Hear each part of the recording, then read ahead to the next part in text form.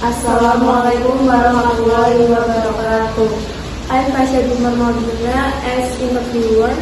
I will answer our Rastuti as interviewee. Good morning, thank you for your coming today. Please join us. Good morning, thank you for having me. Tell me about yourself. My name is Nadia Rastuti. I have graduated from Central University. I am a mindful, responsible, and healthy person.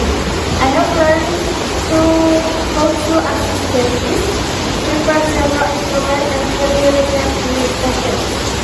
Where is all these learning? You should hear me because I have the skills in general nursing. I can access the diagnosis, prepare instruments, handle wounds, and help patients feel comfortable. What is your greatest strength?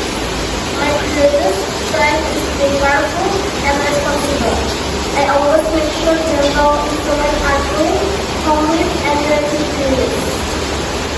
What is your greatest weakness?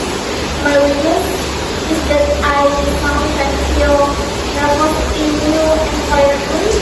However, I try to adapt quickly and keep learning from others. Why do you want to work here? I want to work here because this school has a good reputation in general health service. I also want to develop my skills and gain work experience as a general nurse. What is your biggest accomplishment?